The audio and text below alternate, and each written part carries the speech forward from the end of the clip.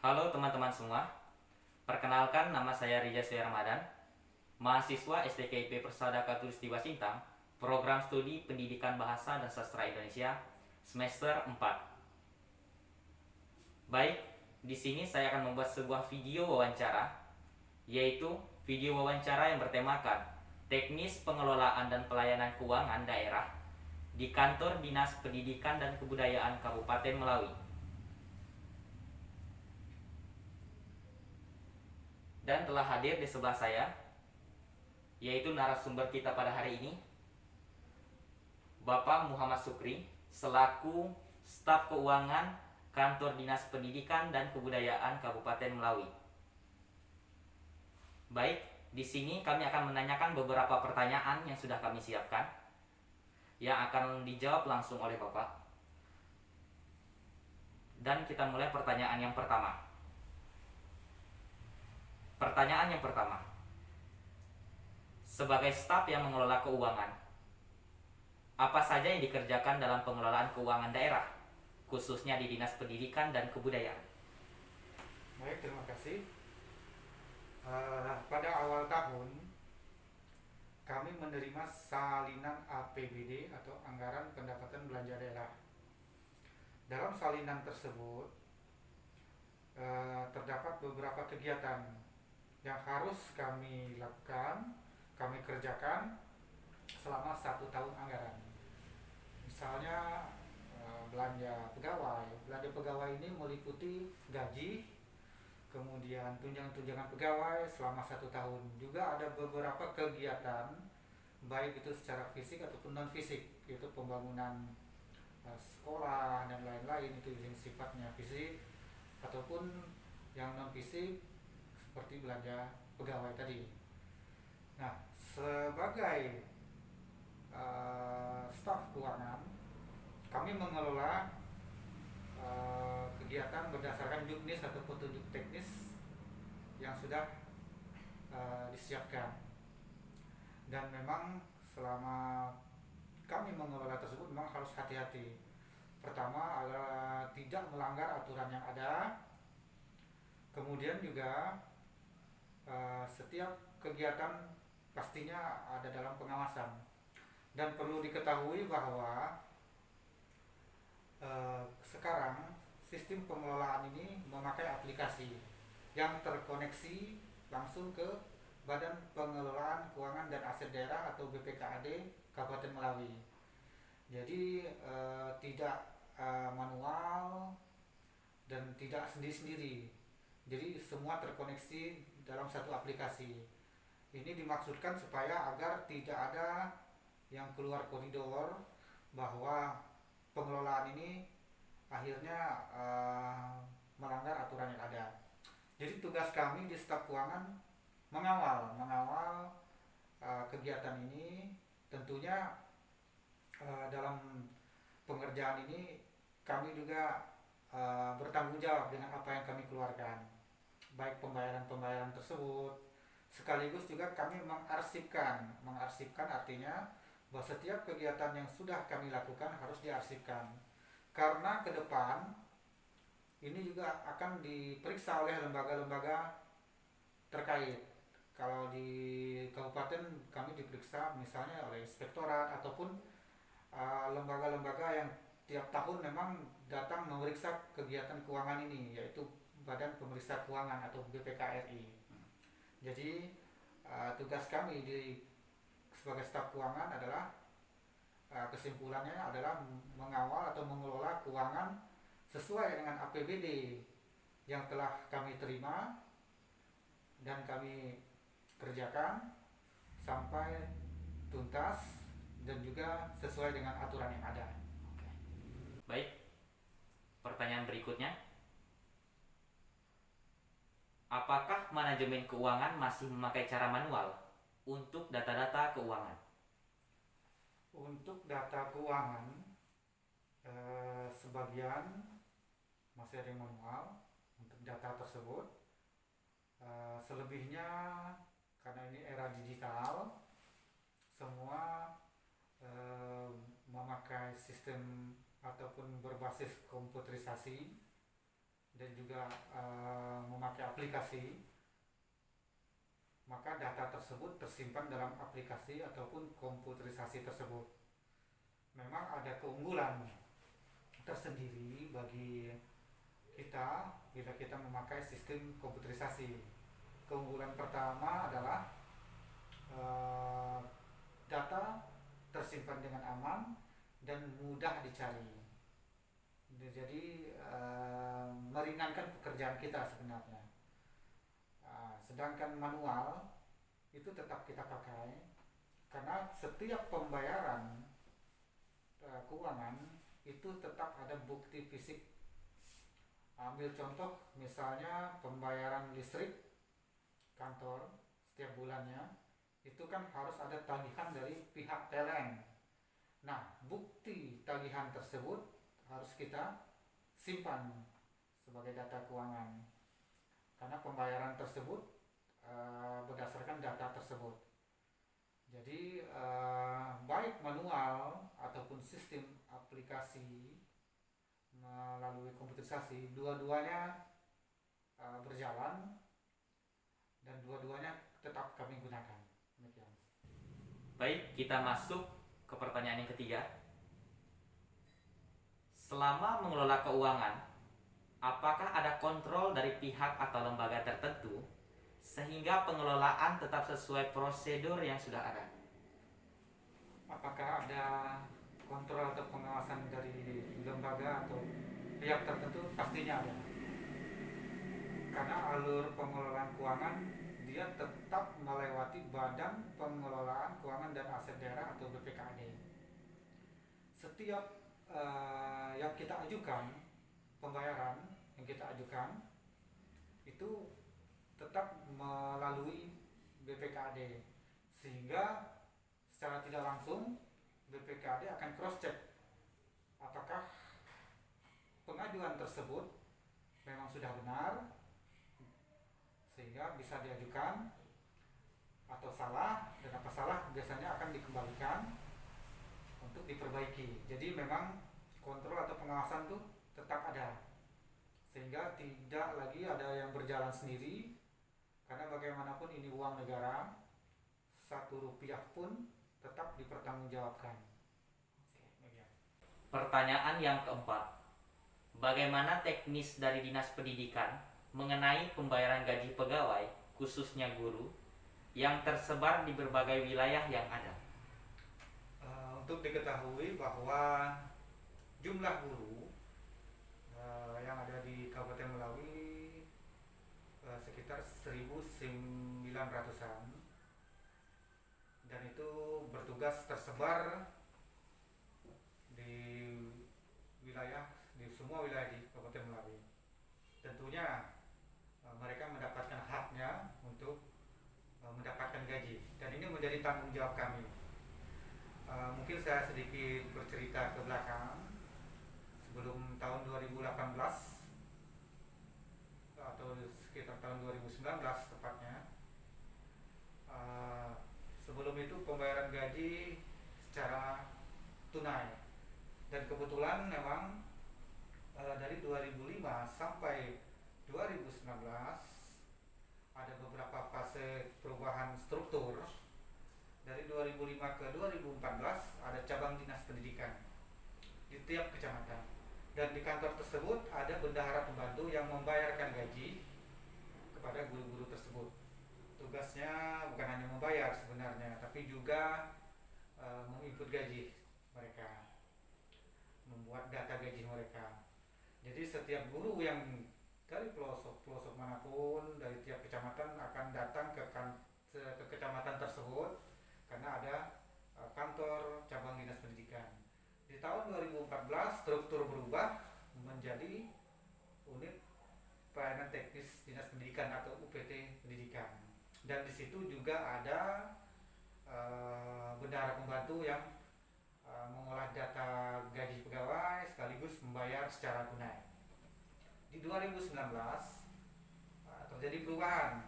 Perubahan tersebut adalah bahwa ada kebijakan bahwa pembayaran gaji melalui non tunai. Jadi setiap pegawai membuka rekening masing-masing. di Bank Kalbar. Ada rekening khusus untuk pembayaran gaji dan juga ada rekening khusus untuk pembayaran tunjangan. Dan kita bersyukur juga ada kebijakan tersebut karena untuk mengurangi risiko dari bendahara, karena membawa uang tunai ke setiap kecamatan tentunya akan berisiko sama sekali. Jadi ini sebuah perubahan yang baik. Jadi setiap guru akan menerima gaji di Bank Kalbar, bisa melalui kasir, yaitu pembayaran tunai di kasir di Bank Kalbar, bisa juga melalui ATM. Jadi guru juga merasa aman dan bendahara yang mengolah data juga merasa aman semenjak pembayaran non tunai tersebut. Baik. Baik, kita masuk ke pertanyaan yang kelima. Di Dinas Pendidikan, mayoritas pegawai yang ada di dalam ruang lingkupnya adalah guru. Bagaimana sebagai staf keuangan melayani guru-guru dalam jumlah ribuan tersebut dalam pemberkasan berkaitan keuangan? Ya, kebetulan di Dinas Pendidikan ada 1.900 pegawai. Di situ ada guru, kemudian tenaga tata usaha yang ada di setiap sekolah, dan juga pegawai-pegawai kantor Dinas Pendidikan. Jadi itu menjadi tanggung jawab kami dalam mengelola semua yang berkaitan dengan data-data guru tersebut. Berkaitan dengan pemberkasan tunjangan, kebetulan guru-guru yang ada di Melawi, mungkin juga di kabupaten lain, itu mendapat tambahan penghasilan selain gaji, seperti sertifikasi guru, tunjangan khusus guru, dan tambahan penghasilan. Nah, tentunya kan harus ada berkas yang mungkin sebagai salah satu syarat agar mendapatkan tunjangan tersebut. Kami membaginya seperti ini. Apabila memang pemberkasan ini wajib, maka yang bersangkutan, guru yang bersangkutan memang diharapkan datang untuk membawa berkas tersebut. Tapi kalau memang hanya sekedar data pegawai yang tidak mewajibkan harus turun, kami menggunakan media sosial seperti WhatsApp. Jadi data tersebut bisa dikirim melalui media sosial tersebut. Karena kami juga memaklumi bahwa banyak guru yang bertugas di pedalaman, tentunya kalau hanya sekedar data yang kurang, kita pun memaklumi, kemudian kita mengharapkan hanya mengirim lewat WhatsApp tersebut. Itu sebagai upaya agar tidak terjadi risiko. Karena bagaimanapun tugas di pedalaman dengan medan yang berat, cuaca dan lain-lain akan memakan waktu dan tenaga mereka. Jadi pemberkasan ini kami bagi dua, bisa melalui media sosial, bisa juga memang kalau diperlukan bahwa berkas tersebut sebagai acuan untuk pembayaran, maka memang harus mau tidak mau turun untuk membawa berkas tersebut. Oke, baik, sudah terjawab. Kita ke pertanyaan berikutnya. Dalam situasi pandemi COVID-19, tentunya melayani guru-guru di kantor sangatlah rentan tertular apabila kontak langsung. Bagaimana cara menyikapi hal ini? Ya, ini menjadi perhatian kita bersama semenjak 2020 kalau tidak salah, pandemi COVID-19 ini merebak dan sampai ke daerah kita. Tentunya kita juga menindaklanjuti upaya dari pemerintah untuk menekan atau meminimalisir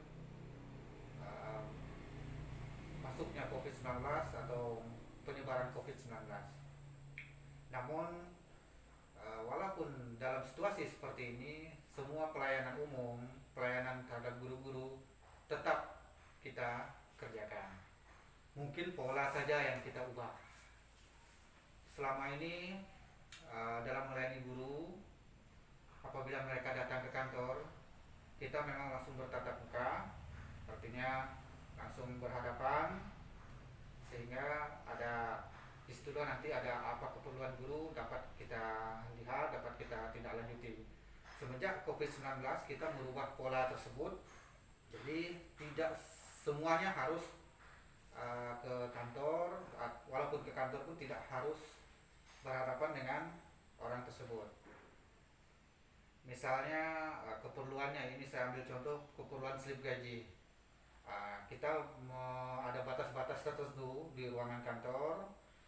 Guru tersebut kebetulan kita ada salah satu staf yang menanyakan apa keperluannya, misalnya perlu slip gaji dari SD mana, atas nama siapa, kemudian ditulis, baru dibawa ke ruangan keuangan.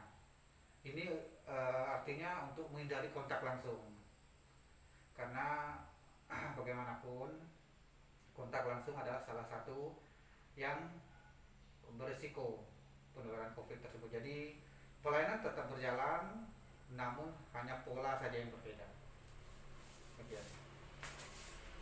Oke. Selanjutnya pertanyaan yang ketujuh. Dalam 1 tahun anggaran ketika sudah selesai, apakah ada pemeriksaan dari lembaga keuangan tertentu untuk melihat kinerja pengelolaan keuangan daerah?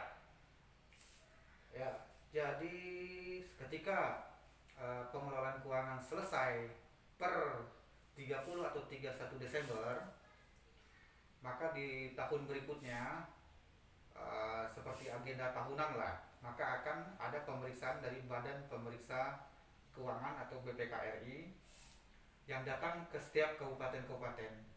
Tujuannya adalah memeriksa kembali setiap kegiatan, setiap pembayaran, untuk dilihat apakah ada yang salah atau katakanlah yang melanggar prosedur. Di situ mereka datang. Jadi tugas kami menyiapkan berkas yang mereka perlukan. Dan ini berlangsung cukup lama karena tidak hanya Dinas Pendidikan saja. Ketika datang ke Kabupaten Melawi, mereka juga memeriksa instansi yang lain. Kemudian tujuan dari hasil dari pemeriksaan tersebut juga berkaitan dengan nilai yang mereka berikan kepada pemerintah kabupaten yang mereka datangi. Apakah memang pengelolaan itu baik, tidak baik, atau seterusnya. Jadi kami di Dinas Pendidikan berusaha agar mengelola keuangan ini sebaik mungkin dalam membantu pemerintah Kabupaten Melawi, sehingga dapat mendapat nilai yang baik dari Badan Pemeriksa Keuangan. Baik, kita memasuki pertanyaan yang terakhir, yaitu pertanyaan ke-8, yaitu di Dinas Pendidikan Melawi, antara keuangan dan aset daerah apakah terpisah atau menyatu dalam laporan keuangan? Ya, jadi perlu diketahui bahwa setiap tahun anggaran itu ada belanja barang, dan belanja barang ini menjadi aset daerah karena menggunakan dana APBD, sehingga menjadi catatan bahwa barang yang dibelanjakan adalah barang milik daerah. Setiap tahun memang ada belanja-belanja barang tersebut, baik untuk kantor ataupun untuk sekolah-sekolah. Jadi laporan ini tidak terpisah.